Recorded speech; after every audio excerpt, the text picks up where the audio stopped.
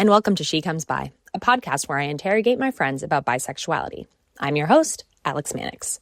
In this week's episode, I interview multi-hyphenate producer, editor, writer extraordinaire Alli Rodgers, who happens to be one of my dearest and closest friends. We talk about the sensuality of bikinis, the fucked up influence of TERFs or Trans Exclusionary Radical Feminists, and of course, bisexuality. I hope you enjoy our conversation and keep your ears peeled for a special guest towards the end of the episode. You just never know who might come by and join us.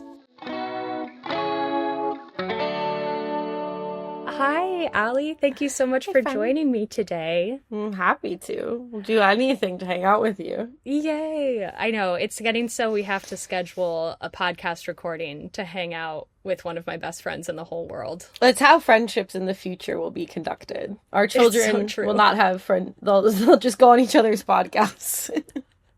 Exactly. Alli, I ask guests to introduce themselves on this show. Would you like to introduce yourself? Sure. My name's Alli. I'm an audio and a video producer, and sometimes I get to be a director, which is fun. I'm a writer. I'm a Pennsylvanian, a New Yorker, a Floridian. I don't know. Lots of multiple identities. That's so beautiful. I forgot you you moved around because you were born in Florida, right? Mm-hmm. And then PA. Yeah. Now New York. Yeah. Well, there was a stint in New Jersey as well. Oh, that's right. Mm-hmm. Well, Alli, who are we to each other? We're friends. We're such good best friends. We're friends who are tragically separated by the 48 great states of America. There are like 46 states between you and I. Yeah, we went to college together. And in college, we had mutual friends, and then we got to know each other through college. And then we really got to know each other when you moved to New York, which is a very fun era of New York for me. Me too. It was really good. It was the best. It truly was the best of times. It was the worst of times. Yes, 100%. It was also so funny because I was thinking recently something tragic is that I don't really have any friends who have a rooftop right now. And you had a really, really good roof and several very, very fun rooftop parties. Yeah. You know, you told us a little bit about your jobs and your titles, but what are you up to these days? What are you spending your time doing? Lately, I've really been so social and it's been so lovely. Yay. Yeah, I feel like when the weather starts to get a little bit better in New York, everyone comes out of their apartments like rats emerging from holes in the ground and is just so happy to be alive. And so I've really just had so many plans and seen so many people, and it's been really, really fun. Human connection. That's what it's all about. And sometimes that human connection happens over 5 or 6 PBRs. And that's even what it's more all about. Wow. Springtime in New York City. What could be better? What? There's nothing to do that. Truly, I don't think there is anything better. Oh, we are truly bi-coastal because I am in Los Angeles right now. And let me tell you, the springtime here has not been fun, flirty, and free. It is overcast, and it's making me depressed. I'm so sleepy all the time. It's so overcast. It has been the past week, and I don't like it. I get it. So I could use some New sunshine. York springtime fun at the moment. I did just brag about all the springtime fun I'm having, but it has been raining for 26 hours. So don't worry. You are also missing out on that. It's giving Twilight, like Forks, Washington. The fandom that probably launched a million bisexuals. Yeah. So, Alli, now that we're warmed up, I've the real question. Are you bi? Why or why not? Oh my God, Alex, I'm not bi. It's a horrible booking mistake. It's horrible. No. You have to fire your booking agent. No, I am bi. Why or why not? Why or why not? I don't think I have a why, a choice. Like I don't feel like I have a particular choice in the matter. What's the Lady Gaga song? Insert a clip of Born This Way here, if you can afford it.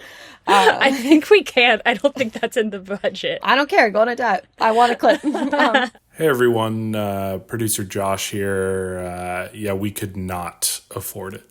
Yeah, I am bi. I don't know why. I remember once as a young, I was in high school and there was some article came out about how like if your ring finger and your first finger are the same height, it's more likely you're like queer.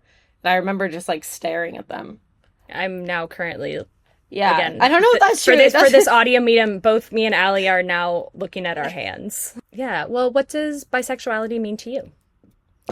Basically, it means being the most beautiful, perfect creature on the planet. No, I think bisexuality, it's just about being authentic to yourself and your desires and being, honest with yourself. I think for me, a big part of it, especially as someone who like, I'm not a particularly like androgynous looking person. Like I have very long hair and except for twice when my gender was questioned in very weird situations, like I think I present as just like a very cis heterosexual woman. And so I think to me being bisexual is just like always a reminder to, be an ally up, like be in solidarity with other people who are not able to like blend in or be invisible to, the mainstream world. Does that make sense? Absolutely. I remember we once had a really interesting discussion kind of like about that, the time you were misgendered or the time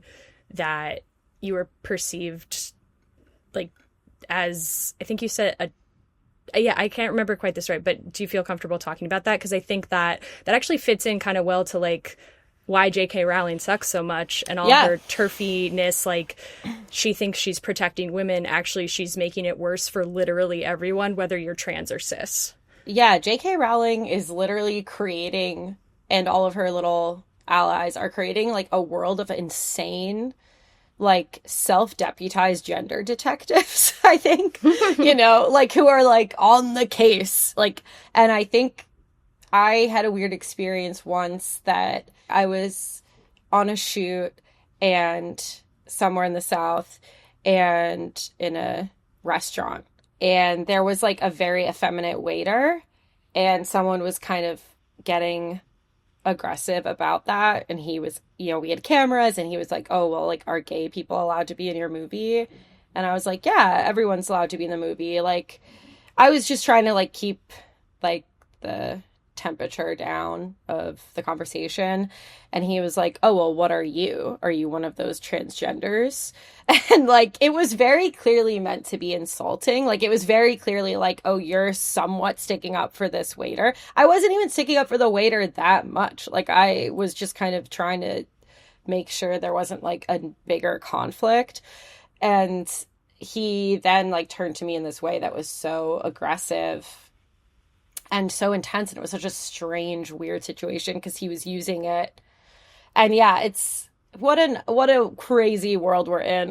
Where like I do think there's just this subset of the population right now that is like constantly using half of their brain to do like gender math, and in the hopes that they can like catch a person who's violated the gender laws, and that's just so dystopian. Yeah, absolutely. And one, like, I'm sorry, that sounds really stressful to just like be in a situation where someone is implying that if you were transgender, like that was gonna like be a bigger problem. Yeah. Well, I was just gonna say the other thing that I think I really took away from that situation was about the fact that I was sticking up for this waiter. Barely. I was just trying to be like, all I said was, yes, everyone can be in this movie. That's not even sticking up for that person in that good of a way.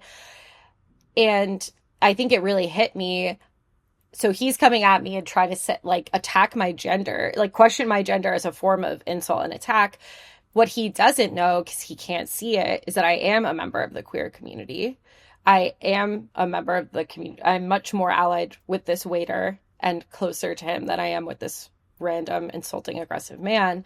And it was just such a big lesson in like kind of the safety that I am extended, because as I walk around every day, most people are not assuming that I'm a member of the queer community. Although I did recently have micro bangs, so maybe that for that the 1 month I had micro bangs, maybe in Brooklyn, that was a signal. So that was, I was like, here's this waiter who, because of like the way he speaks and how he presents himself never has the luxury of, blending in as a form of safety, and basically has to put up with this shit all the time, and I remember talking to the waiter lately, and he was just like, yeah, they suck, and that's what it's like, It's so interesting because there are just like in different parts of the country, in different communities, like there are so many different markers for gender, for queerness, for because again, like I think we were talking about this somewhat in the context which was a conversation I had in the first episode with Nat Roberts, who is not only your friend, but I know Nat because of you. But I was kind of talking about how, like when I cut my hair, I could see people like not know what gender, totally, like didn't know how to gender me, like kind of didn't know what pronouns to use. But then also like I do think I have enough feminine markers, and I do present pretty femme, that when I was in kind of like spaces that were less familiar with different markers of queer culture, that like I was likely not going to be misgendered. Right. Like, or I was likely not going to be, my gender wasn't going to be questioned. It's like, oh, well, that's a girl. She just has short hair. And like, that's kind of weird. But like, also depending on like the accessories I was wearing or the clothes I was wearing, like, maybe that's fine. And also I remember one time me and my brother were camping outside of, I think, Lake Erie. We were on a road trip from Pennsylvania and like our parents' house outside of Philly to Chicago. Mm-hmm. And I think we were camping in like outside of Lake Erie. And the campsite was like very, very MAGA, like MAGA flags everywhere, Blue Lives Matter flags everywhere. Like, but then I remember there was this woman there with her son. To me, she was like incredibly lesbian coded. Like she was like, she had like short cropped hair. She had short cropped hair. She was like camping with her son. She was like talking about being like the Boy Scout den mother. Like she had they were going to like a NASCAR thing. Like she had like sunglasses on the back. Do you know that thing where it's like people bald men wear like the sunglasses on the back? Like she had that. Like she had a sunglasses tan, and she was like helping me and my brother like build the fire. And I was just like, I think you are doing femininity different, but you are not presenting queer to me. I'm like reading some of these like more butch markers as like queer. Yeah. But like, I think no one else in that space would have questioned, like, is she a woman? They would just be like, oh no, she's like a Boy Scout den mother. And that's just like how she is. We're always just like trying to sort other people. And I think it happens like even deep in the background of our mind. But it's like the other time that I was misgendered essentially was in this Hasidic hotel, and I was also filming something, and there was this older Hasidic man in the lobby who was like watching the crew bring in all this gear, and he was just like kind of curiously observing. It's like, I'm sure not every day there's like these people bringing in loads of Pelican cases, and he strikes up a conversation with me, and he asks if I'm Jewish, and I'm like, oh no, I'm not. He was like, are you sure? Like, you look Jewish. And I was like, I'm like really sure. And he was like, well, you should ask your family. And I was like, yeah, like I'm Irish Catholic. And then like out of nowhere, the receptionist just chimes in, and it's like, that's what I was thinking, Irish Catholic. And I was just like, oh my God, like whatever. And so I was wearing these like really, really, these pants I bought just for warmth, and they're like incredibly boxy and unflattering flannel lined pants.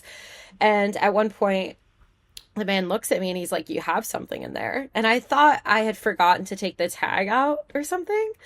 And then he's like, no, you have a penis. Like, and he had this slimy look on his face. Like, once again, the gender detective. He really thought like, I got him. I caught a gender, criminal right here. I did it, and it was so like, I was just like, God, like, of your time, or how much of our time as people do we spend trying to figure out what ethnicity and religion and gender and sexuality other people are? And it's just like so dumb, you know? Yeah. And it's like, and I think later the thing we were talking about when you told me both of those experiences, it's like J.K. Rowling thinks she's making the world safer for women, but really it's just like she's like actively making the world extremely unsafe for women. Because that's like a form of harassment. That's like, to be asked about your genitals while you're working is sexual harassment. And like, she's trying to create a world where people are regularly sexually harassed to like enforce the gender binary, and it's just so dark. And it's made so much worse by the fact that she thinks of herself as this like incredible crusader. Yeah. It's dark, dude. It's dark. So shitty. Well, on to lighter topics, I suppose. Yeah, let's lighten this up. So yeah, we've talked a bit about gender presentation. Do you have particular words you use to describe your sexuality? Have you always used bi? What's been your label journey sexuality-wise? I really like queer. I really like that one. I feel like it's very broad. I think it makes more sense in a world where I feel like bisexual, I use bisexual a lot too, but I think like as the, you know, our sense of gender expands as like a culture, I feel like queer feels a little more in tune with that, I guess. Yeah, that's nice. When did you realize you weren't straight? Alex. I don't know if I can have this on a podcast. Has there ever been a time when you questioned your sexuality? I feel like I always was questioning it. I feel like most of the time I was straight I was actually just in like a very intense questioning. You know what I mean? It's actually that's so funny, but yeah, I just feel like it was always being questioned. And I feel like now it's not being questioned. I'm very at peace with queerness, bisexuality. But I feel like when I was trying to convince myself that I was straight, I was just like, always questioning it and pushing back the question and then and then asking the question in a different way and then being like, why are you asking that question? Don't be weird. What are the things that have made you feel more at peace with your sexuality? Definitely having queer relationships gave me, you know, so much peace. And like I know like there's some queer women who are like in a relationship with a straight man and they're like, this counts as a queer relationship, and I understand that. But I think when I'm talking about finding that and feeling really confident in who I was, I'm talking about like being in a relationship with like other queer people and like dating. Like I remember the first time I asked for a girl's number, that was so rad, you know, and like she was like, yeah, and like we went on a date, you know, and it was just so validating. And I think just being in community with other queer people. Yeah, absolutely. What are your favorite ways to find queer community? Well, getting on a plane and visiting my good friend Alex. Yay! No, I feel like it's just that's flying to LA.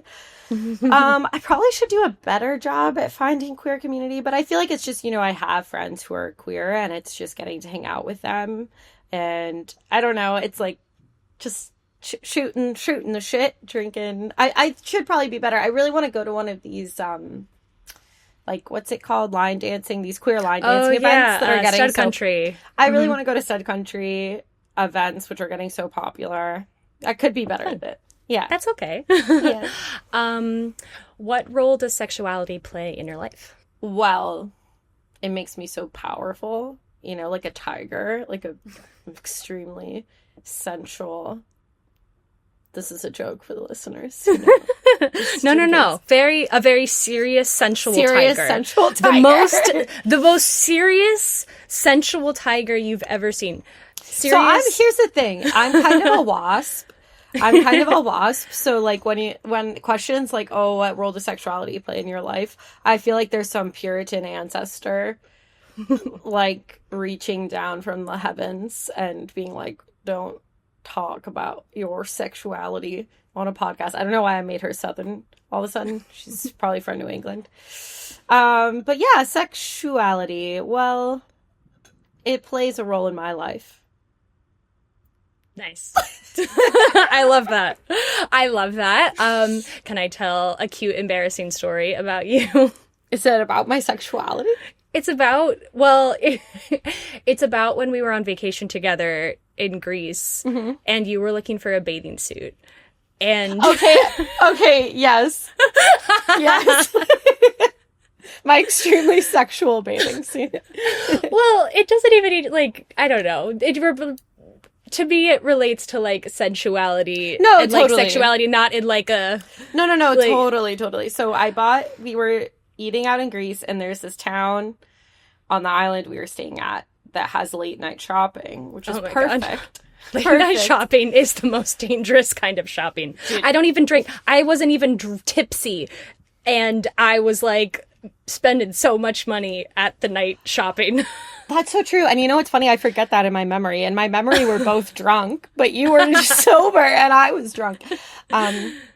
Yeah, and we went shopping, and I really wanted a cute bikini. I felt like I didn't have, like, I had, like, a cute one, but it was kind of shitty from Amazon.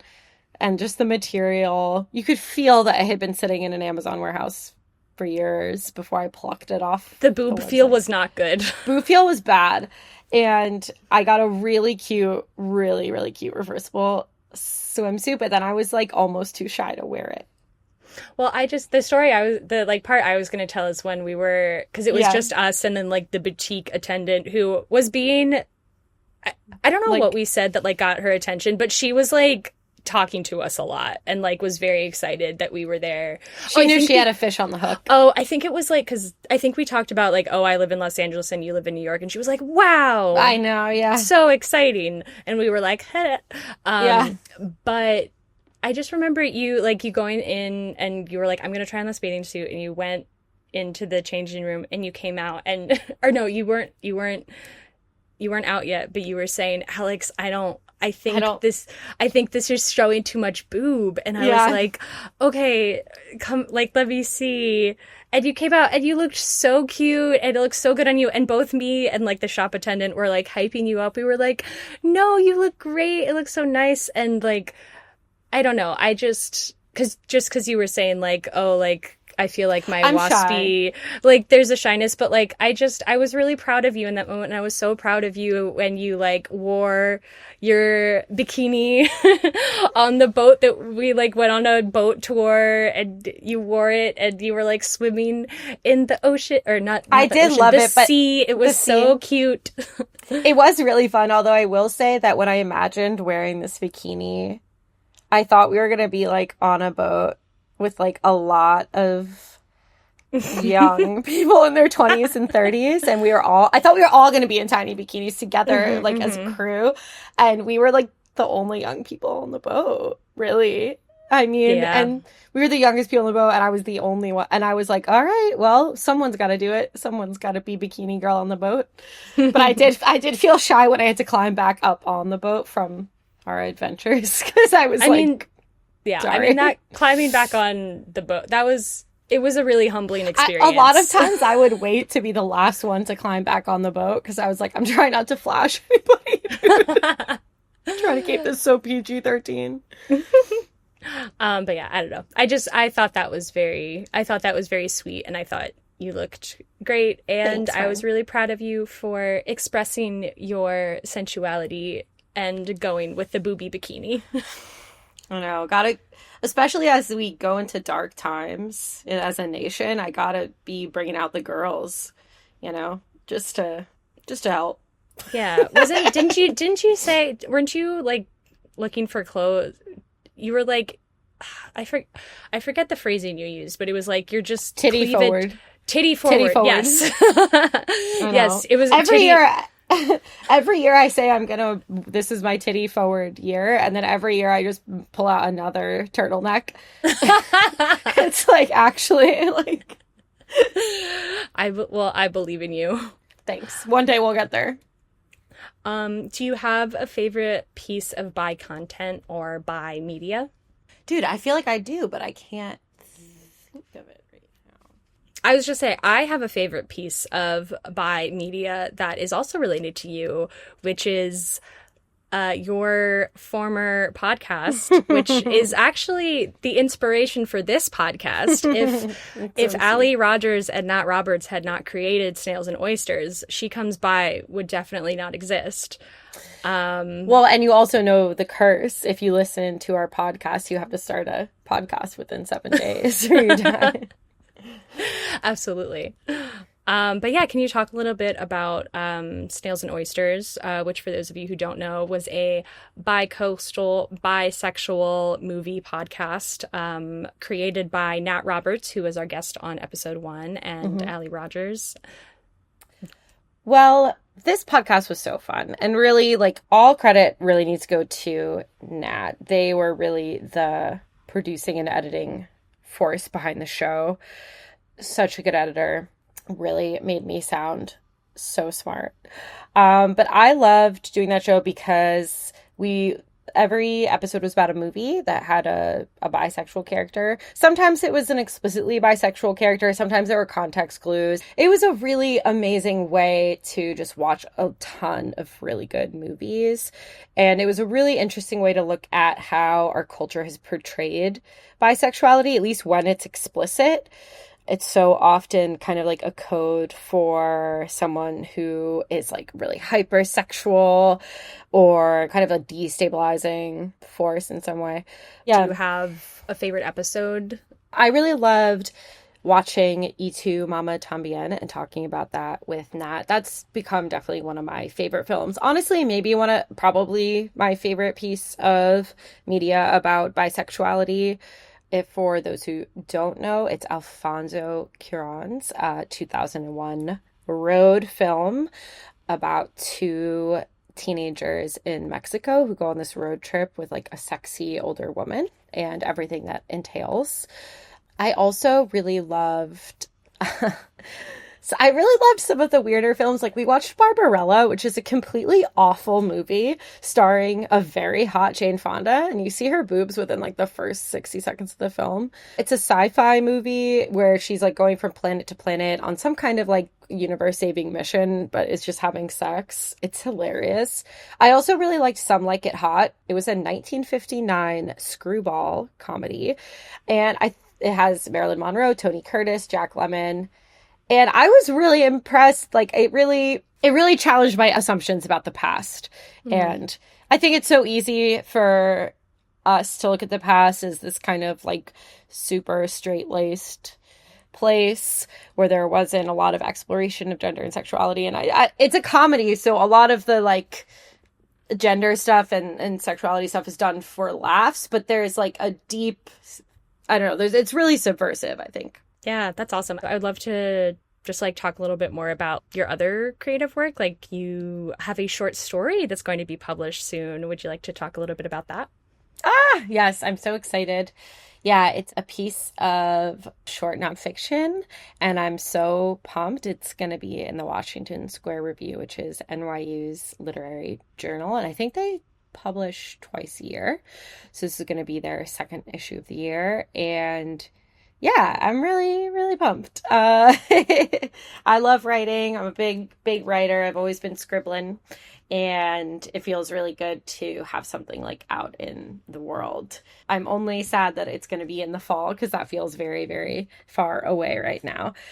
That's awesome. Well, congratulations. I feel very lucky that I got to read some early versions of it. Not just read, but you gave critical feedback, I think. I mean, I think all your edits made it into the piece and made it much, much stronger. Plus, it's all about being in Greece with you. So it wouldn't even exist if you hadn't invited me to come, do a little jaunt on the continent.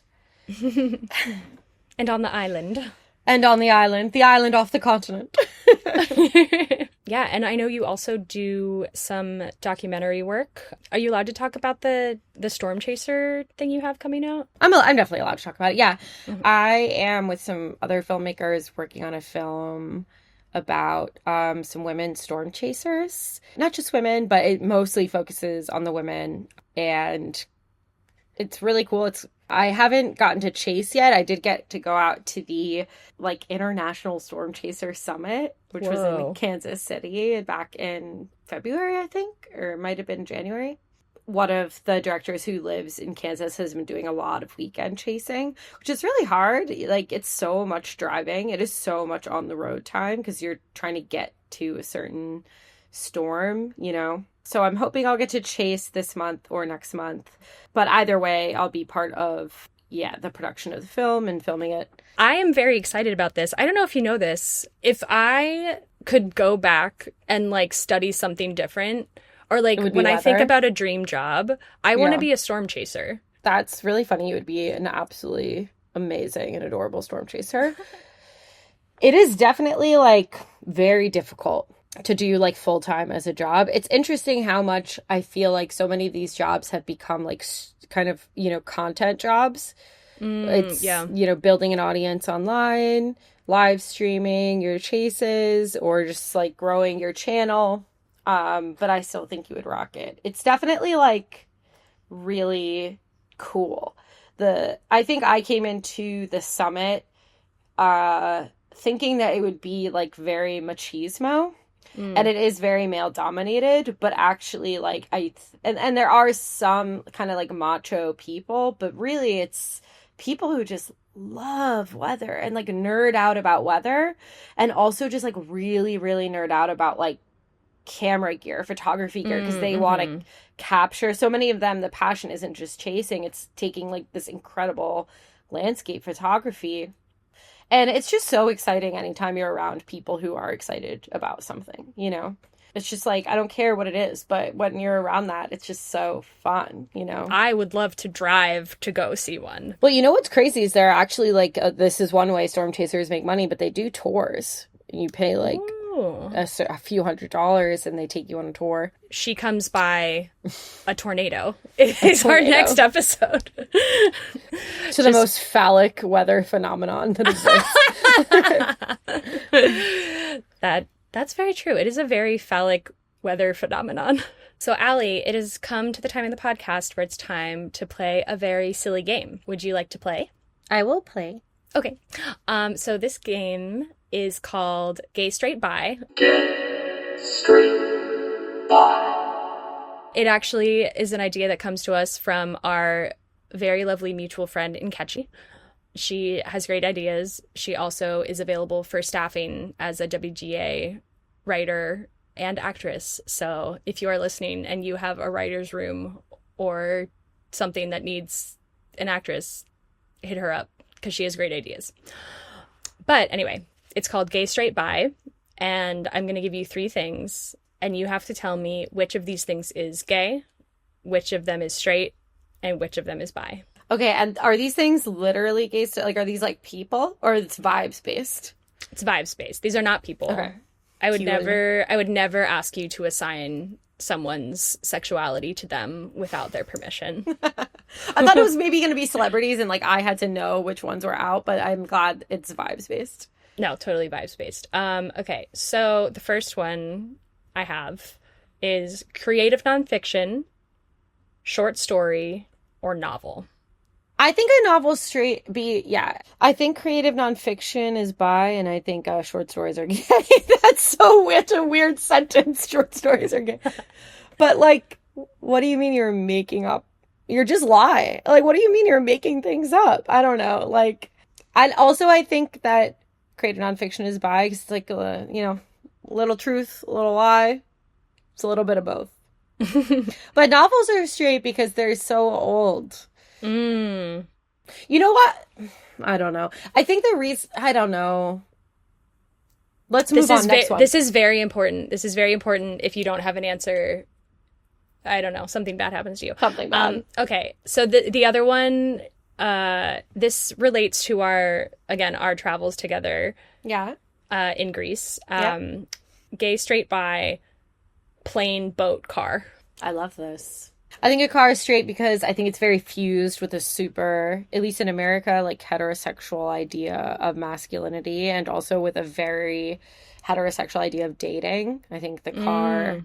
I think planes are gay because they remind me of, like, a really buff, like, gay man with, like, no hair on his body. He's so strong and fast. That's, like, a plane. I love that. Like, that's a plane to me. It's like a beautiful... Anytime like- I get on a plane now, I'm going to think of a just super buff, hairless gay and like man. slick, you know, but not in a bad way, but just like moisturized. And he's like carrying you through the sky, and he's like really locked in and serious.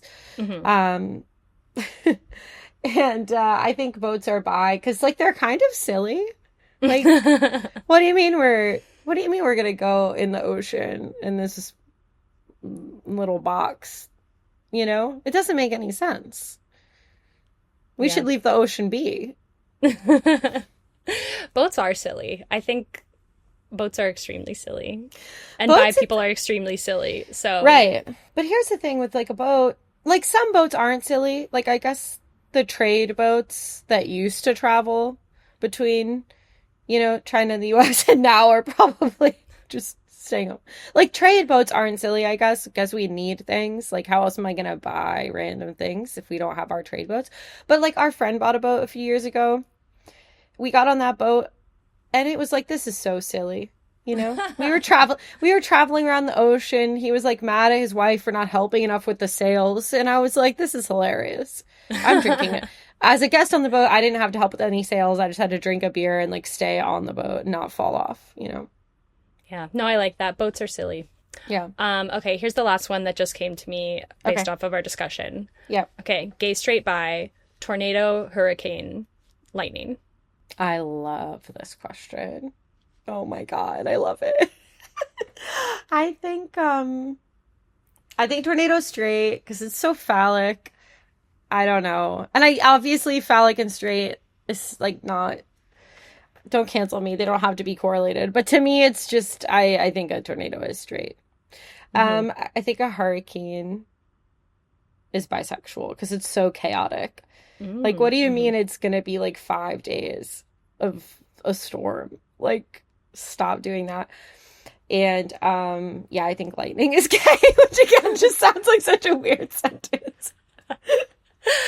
I love that. Like, it's so flashy. It's like, so flashy. I'm here. Like, oh, the storm's happening, but I'm here too. Like, yeah. My only critique is I think when I think hurricane, I think here comes the hurricane bitch and like ballroom dance. Yeah, that's a good point. You know, That's a really good point. Drag, but that it's just that's the only thing. I'm just singing "Here Comes the Hurricane Bitch" in my head and watching drag. Well, I'm queens also just dance in my mind. projecting, as you can tell. Like I'm like boats are silly, like bi people, but because I'm silly and I'm chaotic. But hurricanes are so dramatic too. It's like, oh, you have to prepare for me. You have to board your windows. Very high maintenance. Yeah, like hurry, get everything up to the top floor, and then but then they might not even come. They might not even come. Like bisexual people, constantly being talked about. Right. Bisexual people talk about being bisexual constantly. Yes. And hurricanes, it's like, oh, here comes Hurricane Sandra. Hurricane Sandy, all these hurricanes, they have names. We talk about them all the time. There's so much discussion. Do they exist? Do hurricanes exist? I think we know hurricanes exist, tragically. Exactly. Like bisexual people. Oh, wait, hold on. Come in. Hello. Oh, my roommate's here. And Ketchy's here, the creator of the game. Do you want to come play? Yes. Yay. Okay, great. Okay, now Ketchy's going to play Gay, Straight, Bi. Okay, what are the categories? Okay, so categories are, we did 3 rounds. We'll do the first round, creative nonfiction, short story, and novel. The straightest thing to me feels like creative nonfiction. Ooh. Straight people love to take history and lie about it. So I feel like that's that. So funny, I'm gonna go gay short story. That's the either right before coming out or the coming out after or only the part of the coming out. You don't really get any of the other things. So funny. I'm gonna go novel bi. Novel bi. Novel bi. Okay, cool. All right. Okay, next one. Plane, boat, car. I mean, I don't know if I can ignore the bi-winged plane. I think it has to be that. And then Ooh, there's a lot of good ones in here. Gay boat. Sorry. Sailor, seaman. Ooh, Like, yes, so true. and then car straight, which kind of works, seeing as how they're always like, this is the car show. You see that girl over there? I love her. Get her. The she, blah, blah, blah. Oh yeah, They always want sexy car commercials and stuff like that. That's a straight phenomenon. That's something straight. To be going fair, on there. people do like call their boats she too. That's true. But I think you're right though. That's Alli also said it. Car was straight for similar like cultural reasons. Right, I see. Okay. But the sexuality being fluid, so they gotta get on that. Get on the water. The last one is tornado, hurricane, lightning. Thunderstorm? I mean, I wrote thunderstorm on my Thunder screen. and lightning, right? Thunder and lightning, yeah. Okay. Like lightning storm. Hurricane's the bisexual one. That's all of those things mixed together with rain. Tornado, gay, thunder, lightning, straight. I don't really have a good reason on that, but that's what I've got. Well, I don't know. Lightning is a crooked line. Oh, Have you thought about that? that's true. It's not very straight. Not very It's straight. Not very Not straight. very It's a little straight. fruity, if you ask me. Lightning's a little fruity. Yeah. I was saying hurricanes are gay because when I think of hurricanes, I think here comes the hurricane, bitch. Here comes the hurricane, bitch. No. I'm with you. I agree. I agree. Okay, I must depart. Okay, But I love you. I love you. I'll see Bye. you guys later. Thanks, Bye, Sean. thanks for coming by Ooh. the podcast. Pew pew pew. Finger guns. Also very bye. Amazing. Well, it was so lovely talking to you. Where can people find you? What do you want to promote? What do you want to plug? Okay, definitely follow weatherwomen.movie, the Instagram account where you can see we're trying to post a lot of like behind the scenes stuff as we film. Yeah, thanks, friend. This is really fun. Love you and your podcast. Thanks so much for coming by. I loved coming by. She Comes By is part of the Industry Plant Podcast Network. It's hosted by me, Alex Mannix, and edited and executive produced by Josh Stretton Carlson. If you're interested in more bisexual content, check out the She Comes By weekly newsletter at shecomesbyweekly.substack.com. That's shecomesbyweekly.substack.com.